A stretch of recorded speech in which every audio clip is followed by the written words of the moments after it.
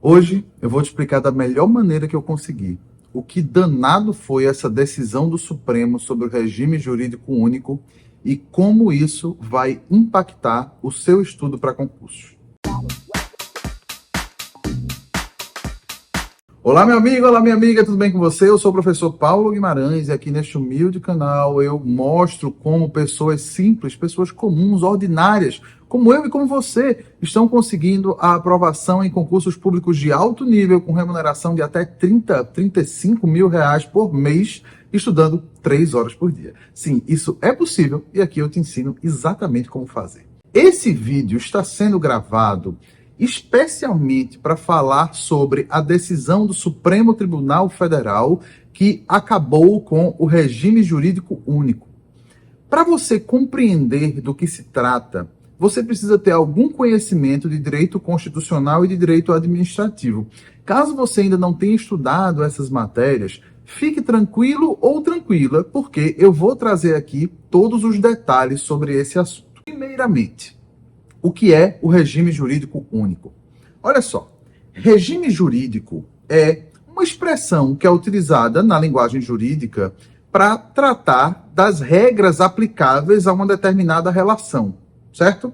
Se a gente está falando de uma relação, por exemplo, entre uma pessoa que vende algo e alguém que compra, qual regime jurídico é aplicável? Aí a gente vai falar, tem o Código de Defesa do Consumidor, que vai ser aplicável nessa situação. Então, regime jurídico é isso, é uma regra aplicável a uma relação jurídica, tá? Uma relação entre diferentes pessoas. No nosso caso aqui, a gente está discutindo o regime jurídico que é aplicável entre o Estado, a administração pública, né, e os servidores. Então, eu que sou servidor público, tenho uma relação com o Estado que é diferente da que você, que não é servidor, tem. Concorda comigo? Né? Eu, além de ser um cidadão, além de ter as obrigações e os direitos que qualquer pessoa tem, eu também tenho uma série de deveres e uma série de direitos em relação ao Estado que não são peculiares a todas as pessoas. Então, neste caso, eu tenho um regime jurídico que rege a minha relação com o Estado brasileiro. No meu caso, a União.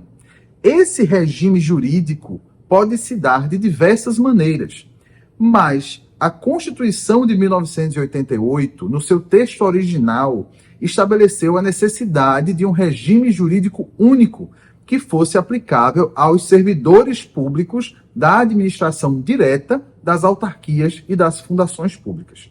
Isso quer dizer que não havia, no texto original da Constituição, a possibilidade da admissão de servidores públicos na administração direta, nas autarquias, nas fundações públicas, por outro regime que não fosse o único regime estabelecido para aquele ente federado. Então, a União estabeleceu como regime jurídico único a Lei 8.112 de 1990. É a lei que trata da relação entre a União e os seus servidores. Essa lei ela é como se fosse uma norma trabalhista, né, bem ampla, né, que trata justamente de como você pode se tornar um servidor, de como você pode deixar de ser um servidor, quais são seus deveres, quais são seus direitos, inclusive direitos de ordem trabalhista que estão lá na Constituição, como férias, 13º salário, quais são as possibilidades de afastamento, licenças, gratificações. Tem várias coisas lá na Lei 8.112. Inclusive, por isso, ela é tão estudada para os concursos públicos federais. Né? É muito raro ter um concurso público federal que não cobre a Lei 8.112 lá no seu conteúdo de direito administrativo. Justamente porque é uma lei muito importante, né? Por essas razões que eu acabei de explicar para você. Ora, de acordo com o texto original da Constituição, só poderia haver um regime jurídico para cada ente federado. Então, eu moro em Recife, né? Moro aqui em Recife, Pernambuco. Então, aqui a gente teria um regime jurídico para os servidores federais, que é o meu caso, Lei 8.112, um outro regime jurídico para os servidores estaduais, servidores do Estado de Pernambuco, então tem a lei própria, né, que é o Estatuto dos Servidores do Estado de Pernambuco, e um outro regime jurídico para os servidores do município do Recife. Então, beleza. Esses regimes jurídicos únicos poderiam, inclusive, ser o regime seletista, ou seja, o regime trabalhista, o regime da consolidação das leis do trabalho.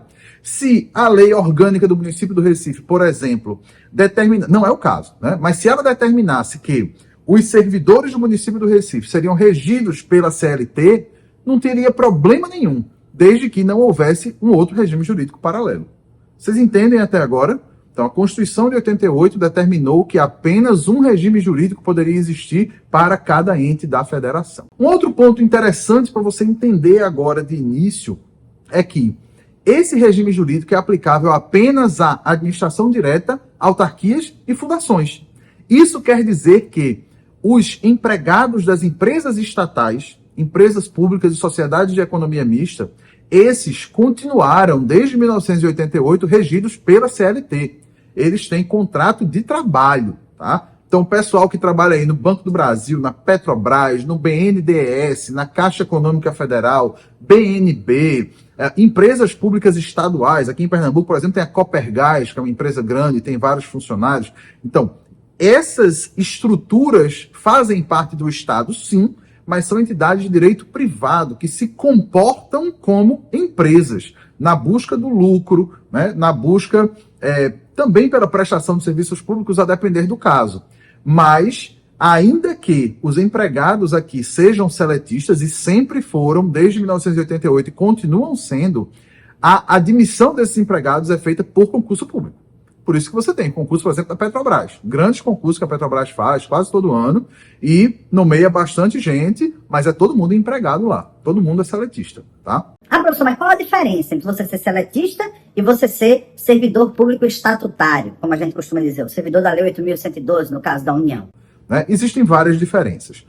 No caso dos servidores, a principal diferença aqui é que os servidores têm estabilidade. Essa estabilidade está prevista lá na própria Constituição. Então, a Constituição de 88 previu que os servidores estatutários terão estabilidade uma vez completados 3 anos de exercício. É isso que está previsto lá na Constituição e é assim que funcionou desde a promulgação da Constituição de 1988. Só que, em 1998, ou seja, 10 anos depois que a Constituição entrou em vigor, veio a Emenda Constitucional número 19 e modificou o texto da Constituição, passando a admitir outros regimes jurídicos. Então, deixou de haver a regra do regime jurídico único. Isso significa, então, que podia botar quem quisesse para dentro e acabou e ninguém ia mais ter estabilidade? Não, não é isso.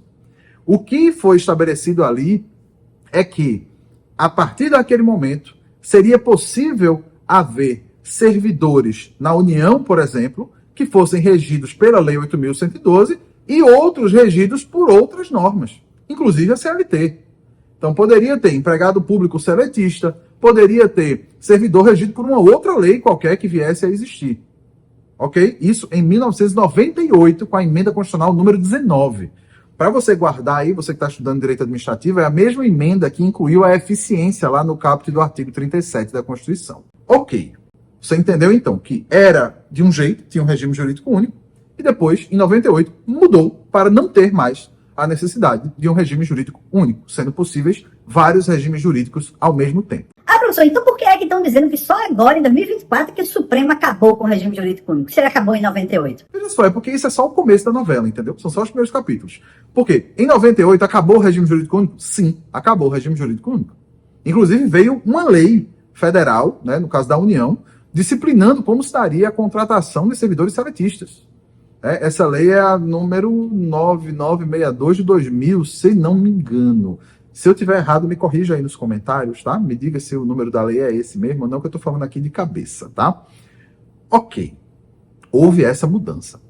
Só que alguns partidos políticos ajuizaram uma ação direta de inconstitucionalidade contestando a Emenda Constitucional número 19. É interessante mencionar que a causa de pedir, ou seja, o argumento levantado para apontar a inconstitucionalidade da emenda, não tinha a ver com a norma do regime jurídico único, tá? Era uma questão procedimental, era uma inconstitucionalidade formal que estava sendo apontada, né? Ou seja, estavam apontando um problema no procedimento de aprovação daquela emenda constitucional e não no seu conteúdo. Mas isso levou o Supremo Tribunal Federal a suspender a eficácia de algumas partes da emenda, inclusive essa do regime jurídico único, em 2007. Então, em 98 a gente teve a alteração, caiu a regra do regime jurídico único. Em 2007, o Supremo foi lá e falou, olha, até a gente julgar essa ADI, a gente vai ter suspensão dessa norma que alterou, né, essa regra do regime jurídico único. Então, o regime jurídico único voltou a vigorar. Ele voltou a existir. Essa necessidade de você ter um único regime jurídico voltou a valer. O que é que aconteceu, então, em 2024? O Supremo julgou o mérito da ADI. Foi isso que aconteceu. Então, em 2007, foi uma decisão liminar do Supremo, né? Aquela decisão que é proferida em situações de urgência, vamos dizer assim. Situações de urgência, né? Que o impetrante vai lá e diz, Supremo, olha só, se a gente não suspender isso aqui, o negócio vai complicar, porque vai passar o tempo e as coisas vão ficar muito bagunçadas. Então, pô, suspende aí enquanto a gente resolve se essa emenda é constitucional ou não. Né? E foi o que o Supremo fez em 2007. Só que esse julgamento se arrastou, demorou, só foi julgado definitivamente em 2024. E o Supremo confirmou a liminar? Não confirmou a liminar. O Supremo julgou a constitucionalidade da emenda número 19. Então, o Supremo disse o quê? Não tem problema acabar com o regime jurídico único. Não tem problema. Então, a partir de agora, não haverá mais regime jurídico único. De novo, né? Ele é assim. A emenda, né, 19 acabou com o regime jurídico único, e aí depois o Supremo desacabou, né, em 2007, dando a liminar, e agora ele descoisou o que tinha descoisado antes. Então, existe agora não existe mais a necessidade de um regime jurídico único, de acordo com a Constituição de 1988. E agora pronto, está instaurado o caos, corram para as montanhas, acabou o concurso, já era, já foi, quem entrou, entrou, quem não entrou, não entra mais. Calma, jovem, respira, porque não é bem assim, não é bem assim. Primeiro ponto a comentar sobre isso. A gente pode ter, a partir de agora, servidores públicos seletistas sem estabilidade? Pode, a gente pode ter. A gente vai ter concursos para seletistas? É bem possível que a gente tenha, sim. No âmbito da administração direta e das autarquias e fundações. Porque nas empresas públicas e sociedades de economia mista sempre foi assim e vai continuar sendo. Mas é possível que agora a gente tenha, sei lá, no INSS, servidores seletistas? Sim, é possível. Sem estabilidade? Sim, é possível. Mas para que isso aconteça, a gente tem que ter uma lei que traga a previsão desses cargos. Então, esses empregos públicos, né, sendo mais técnico aqui, precisam estar previstos numa lei específica. Então, se vai ter seletista no INSS, é preciso ter uma lei prevendo isso, determinando quantos são esses empregos, como eles serão providos, quanto eles vão ganhar, etc. Isso precisa ter uma lei que vai prever. Então, a gente não vai ter concursos para seletista saindo adoidado agora. Isso não vai acontecer. A gente tem que ter leis específicas para tratar desse assunto. Além disso, o segundo ponto importante. Existem várias funções que não podem ser exercidas por quem não tem estabilidade, ok? Existem algumas funções que não podem ser exercidas por quem não tem estabilidade. Que funções são essas? São aquilo que a gente chama de funções típicas de Estado. Qual é o raciocínio aqui? Se tem algo que só o Estado pode fazer, que um particular não pode fazer, então aquilo é uma atividade típica de Estado ou exclusiva de Estado.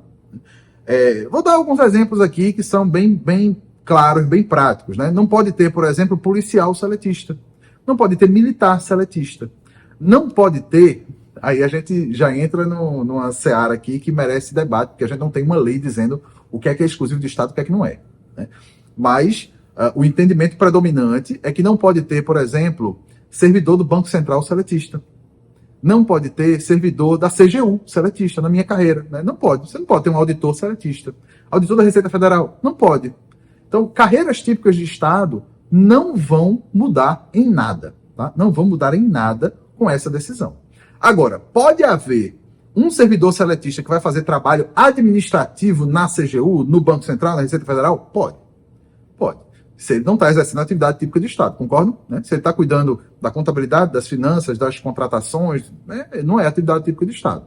Então, pode sim, né? Pode sim ter seletistas. Pode ter seletistas na saúde, na educação? Olha, pode. A rigor, pode. A gente precisa, óbvio, leis que vão tratar de cada um desses casos, né? A gente precisa ter. Mas a rigor, sim.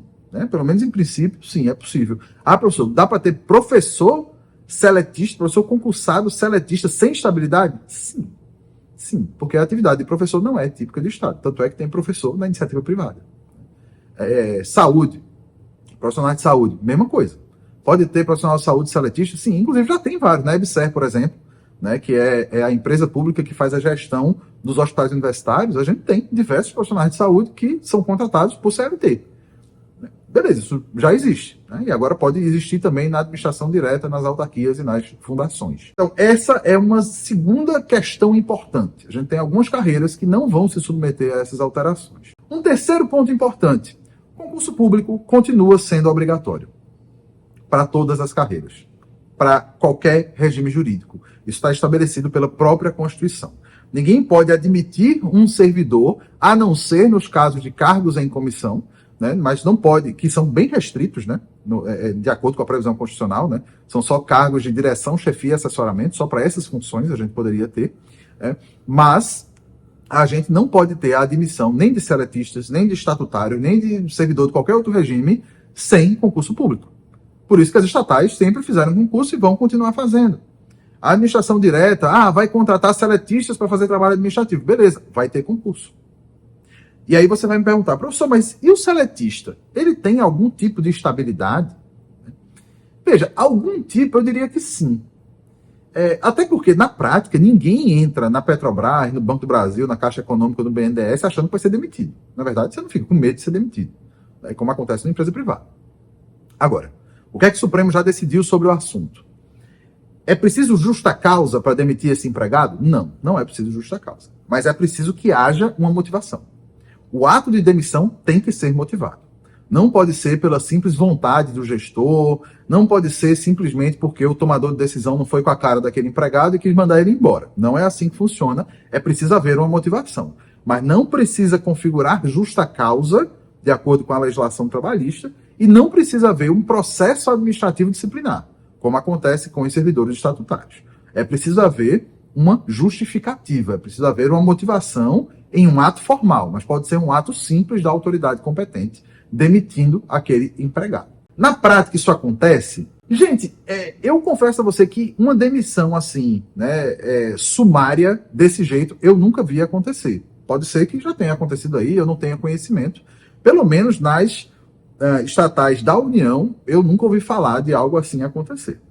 Mas é possível, o Supremo já julgou, e essas são as regras aplicáveis. Eu espero que esse vídeo tenha esclarecido essa história toda para você, e eu espero que você ponha a mão na consciência antes de acreditar nos profetas do apocalipse que estão dizendo por aí que acabou a estabilidade, que acabou o concurso, que não sei o quê, que não vai ter mais nada. Gente, uma vez a cada 2 ou 3 anos acontece alguma coisa assim, tá?